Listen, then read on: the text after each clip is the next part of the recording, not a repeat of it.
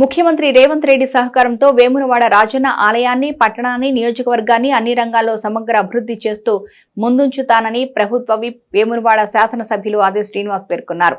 సోమవారం రోజున వేములవాడ పట్టణంలో జరిగిన ఓ కార్యక్రమంలో కళ్యాణ లక్ష్మి, షాదీ ముబారక్ లబ్ధిదారులకు చెక్కులను ఆది శ్రీనివాస్ చేతుల మీదుగా పంపిణీ చేశారు. ఈ సందర్భంగా ఆయన మాట్లాడుతూ పేద ప్రజల పార్టీగా పేదల సంక్షేమమే ధ్యేయంగా పనిచేసేది కాంగ్రెస్ ప్రభుత్వమని, ఎక్కడా కూడా రాజీ పడకుండా అర్హత కలిగిన వారికి సంక్షేమ పథకాలను అమలు చేస్తామని పేర్కొన్నారు.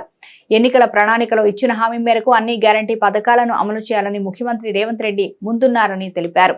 అంతేకాకుండా వేములవాడ టెంపుల్ డెవలప్మెంట్ అథారిటీ ఆధ్వర్యంలో రాజన్న ఆలయాన్ని పూర్తి స్థాయిలో అభివృద్ధి చేస్తానని పేర్కొన్నారు. గత ప్రభుత్వం ఆధ్వర్యంలో అప్పటి రాష్ట్ర ముఖ్యమంత్రి చంద్రశేఖరరావు కేవలం మాటలు తప్ప ఒక్క అభివృద్ధి కూడా చేయకుండా సాక్షాత్తు దేవుణ్ణి కూడా మోసం చేశారని పేర్కొన్నారు. త్వరలో రోడ్ల విస్తరణ, మూలవాగు బ్రిడ్జి నిర్మాణం, గుడి చెరువు బండ్ నిర్మాణం తదితర పనులను పూర్తి చేస్తానని పేర్కొన్నారు.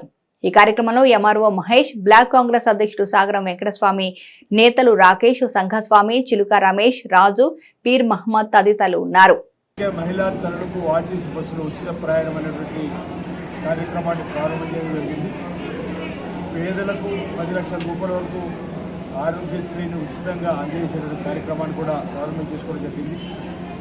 రాబో రోజుల్లో ఈ ప్రభుత్వం ఇచ్చినటువంటి గ్యారెంటీల అమలులో పేదలకు నేరుగా అందేటువంటి 500 రూపాయలకి సిలిండర్ కార్యక్రమం, 200 యూనిట్లకు కరెంటు కాల్చున్న వారికి ఉచితంగా విద్యుత్ ఇవ్వాలనేటువంటివి కూడా అమలు చేయాలని చెప్పని ఒక నిర్ణయం ఇంద్రవెల్లి సభలో కూడా గౌరవ ముఖ్యమంత్రి రేవంత్ రెడ్డి గారు కూడా చెప్పడం జరిగింది. క్యాబినెట్ మీటింగ్లో కూడా చర్చకు రావడం జరిగింది.